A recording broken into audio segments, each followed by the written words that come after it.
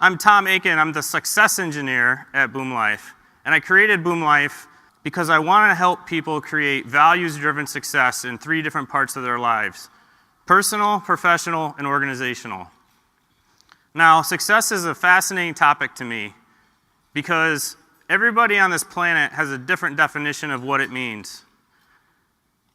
And I think that's one of the sources of most of the problems we create when we work in companies and organizations, and it shows in our culture. And I'm less interested in necessarily what people think. I don't think I care about what your definition of success is. I'm really interested in how you came up with that and why.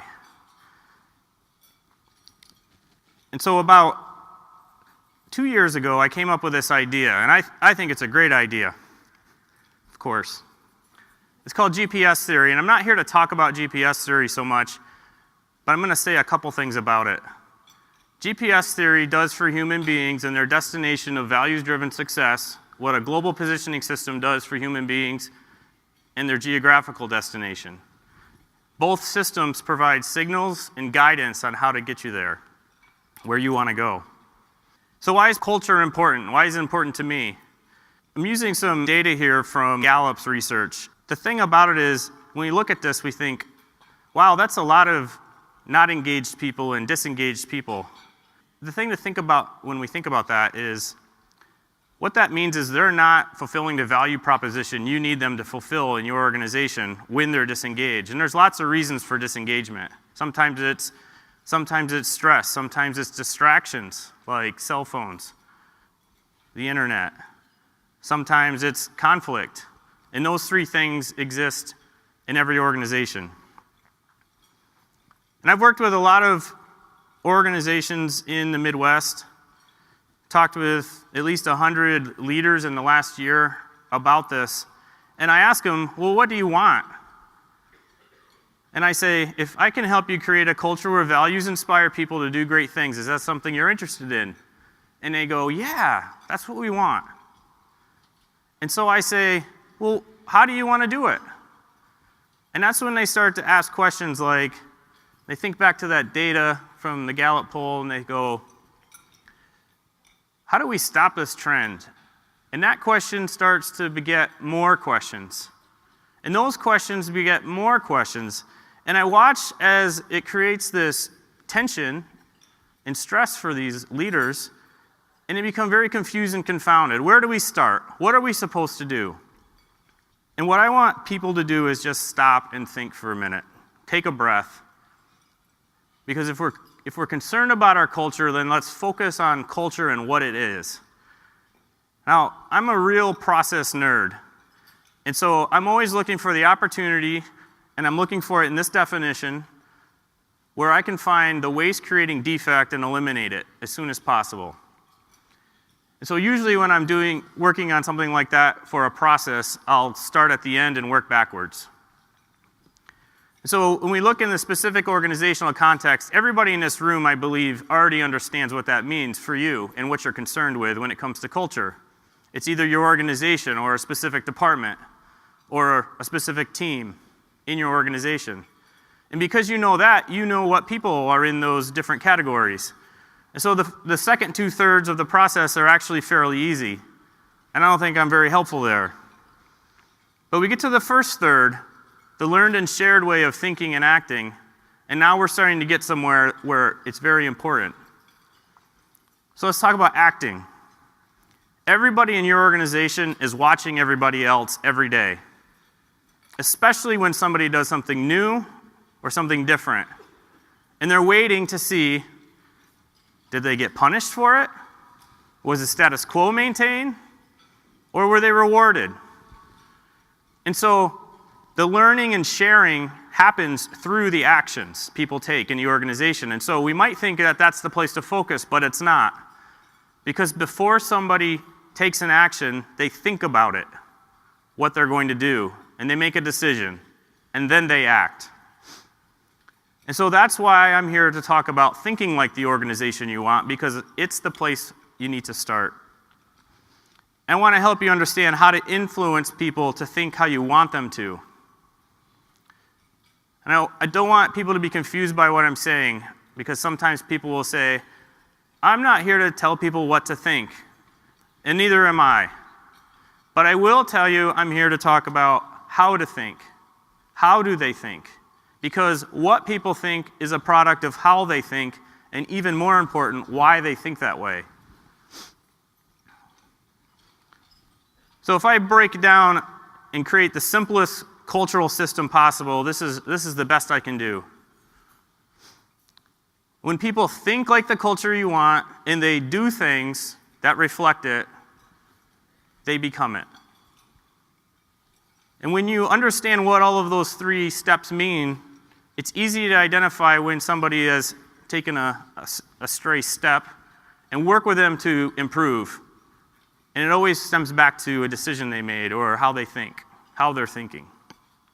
Now, I used to serve in an organization that invested a lot of resources into the culture, believe it or not.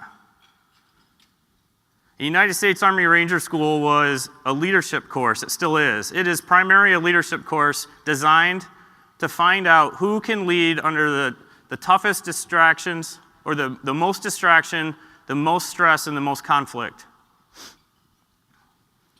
And culture was important because when it came down to it, what really mattered most, what every one of us cared about was, will the person to my left and the person to my right do what it takes to do their job, even when it's hard, especially when it's hard? So I wanted to show you a way that that organization ingrained their values into their culture and how they wanted us to think. When we think about a mission, we think about execution. That's just a human tendency to jump straight to it. How are we going to get this done? What will we do? Well, I'll tell you that execution is the result of preparation and all the steps that get to it. And a patrol base is just a waypoint on the way to mission execution. And so picture a scene like this. You just got done with a 20-hour operation. You think you're going to a place to get picked up and taken back to the house. And you get a call on the radio. New mission. It's time to get into a patrol base so you can communicate back to headquarters and plan and prepare. You've been moving for the last 20 hours with over 100 pounds on your back. You've climbed 2 mountains. You've gone through 3 streams. You're cold, you're wet, you're exhausted, and you're hungry. What's the first thing you're going to want to do when you get that patrol base? Eat, and then boots up, take a nap. The hardest thing about getting through Ranger School is learning that number 1 priority throughout the entire mission, from preparation through execution, was operational security. We're going to protect each other. Every minute we're out there. So we can plan in the patrol base, so we can plan and we can prepare for the mission that now we have to do, even though we're hungry, tired, and cold. And personal preference comes last. That's where the getting something to eat and getting a few hours sleep come in. That comes last. And so if we need to move out cold, tired, and hungry, we do. Why? Because we're behind enemy territory and we need to protect each other. I didn't realize it at the time, but now I recognize what they were teaching me was safety amongst your people comes first, quality comes next, and if you do those 2 things right, you can be efficient. And if you have time, you can worry about personal preference. When I transitioned into leadership roles in the business sector, I quickly recognized people were not following the think, act, be cultural system. It looked more like this, and I'll describe it. When you think about the culture and the data we were looking at before about engagement and disengagement, it compels you to want to do something. And we're leaders in this room, so we all want to do something. And so we either take action or we tell people to take action to do something. And then we think about the results. And then we become frustrated when we don't get them, and so we have them do something else. Because that's what we do, we're leaders. But when we keep repeating that cycle, where we're only thinking about did we get what we want instead of trying to figure out how do we get what we want and why do we want to do what it takes to get there, when we ignore that process, it leads to dissatisfaction and frustration, and that's why people disengage from organizations. So I want you to think about your cultural value propositions. Why is your organization there? Who does it need to fulfill value propositions for? And vice versa. Because it's about relationships between you, your employees, and your customers. When you look at this Venn diagram, I'm guessing most of you are looking at the sweet spot and you're saying, that's what I want, that's where I want to be. And I won't argue with that. But I'll tell you that most of the time when we're focused on that, we rarely hit the bullseye. Some of you may find it interesting or curious that most soldiers in the military are not taught to aim for a bullseye when they're doing weapons training. They're taught to aim at center mass. And there's a reason for that. And it's because when most soldiers are distracted by stress and a conflict situation, they just pull the trigger. And so they don't have time to aim. It's not a controlled environment like on a target range where you can just zero on the bullseye and then pull the trigger when you want to. And so we rarely hit the bullseye, but at least we hit a target. We have a better chance of hitting the target. And we do that through training. And over time, as people get good at it, they might be able to actually aim at the bullseye, but most soldiers never get to that level of expertise. And over the course of my business career, I recognized that there were 4 principles that every organization cannot ignore and have to apply in their thinking. The first one is internal safety and security. We won't do it if it puts our employees, our people, at unacceptable and unnecessary risk of injury, sickness, or degradation of morale. People first. External safety and security. We won't build it, create it, produce it if it's going to put the customer, the consumer, or our community at unacceptable risk. People first. Quality. If we can't give the customer what they want when they ask for it, they're not going to continue to do business with us and we will go out of business. And if we do those 3 things right, we have a chance at being efficient because it's the first 3 things that create the problems that we have to solve in our organizations. Now, a few years ago, I'll tell you that I've been subject to the act, think, be method myself. When I transitioned into the business world, I was doing what my leaders had learned and were sharing with me. And I was learning that as well. But there was one incident that caused me to stop and think, finally. And so I was managing a food manufacturing plant, and one day a piece of equipment went down. Shut down the entire production line. The operator knew exactly what he needed to do. He had to go in and clean a saw cutting assembly, and then start the line up. 5-minute fix, simple. Now he made a decision that there was a greater value proposition in being efficient, and because of that he decided not to put a pair of cut-resistant gloves on, which was required. Even though the saw was disabled and locked out, the blades were still sharp, and so he needed to protect himself. And I'll be darned if that knucklehead didn't cut his hand. And so it wasn't a serious injury, but it was bleeding, and you all know how that goes. Now he's got to go get a Band-Aid, and so he's got to report it, right?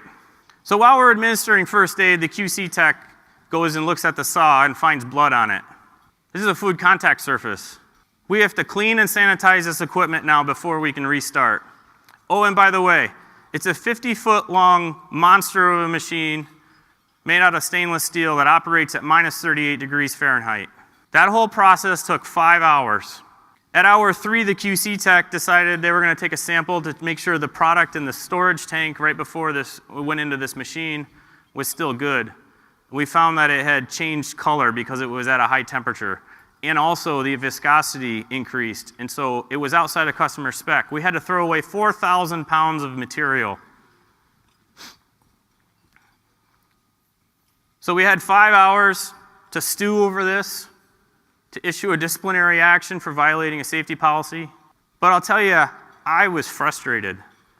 And I was just about ready, when everything was running again, to walk away from it and just let it go because it was behind me, like I had done for a myriad of incidents like it before over the course of the past few years.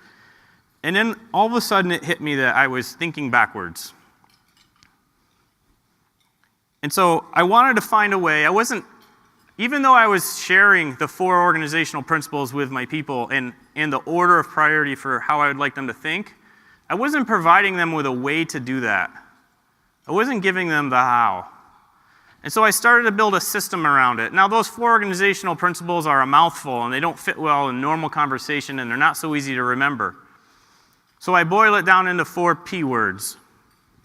People before product, product before productivity, productivity creates profits.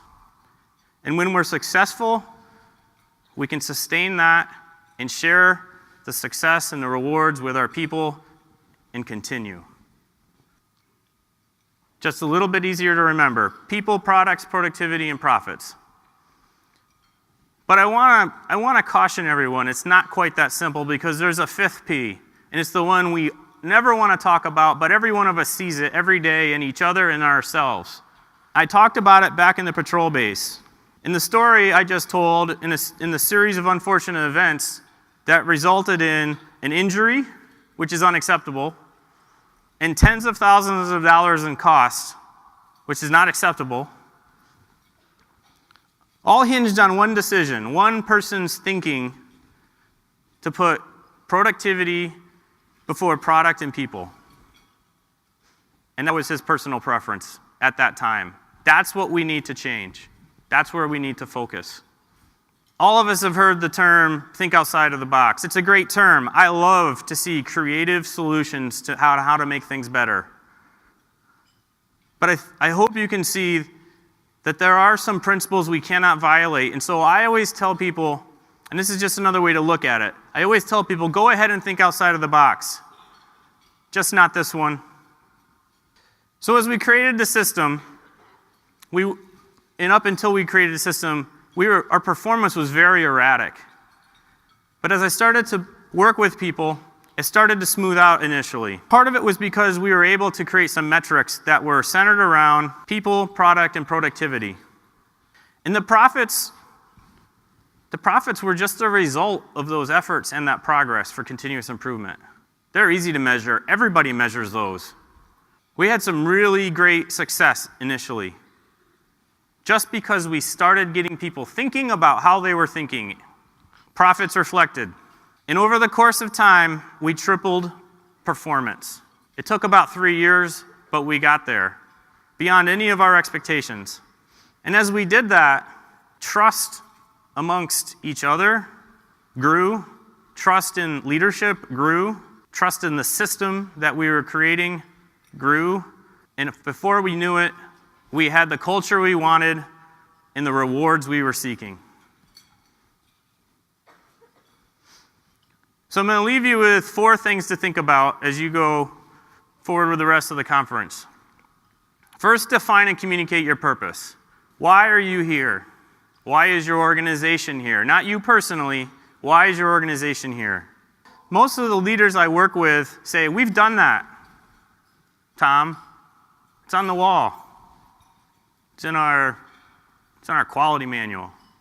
I'm here to tell you, you're never done communicating purpose because the world constantly changes around you. Sometimes you have to redefine it, and sometimes you have to keep re-communicating it. You're never done with that job as an effective leader. Next, identify the cultural value propositions within the different contexts in your organization. At the top, as a company as a whole, or a specific department. Start to define what the organization wants so you can figure out how do you find employees that have the same values and are good at what you need them to be good at. And I'm giving you a little hint about the principles you can apply there.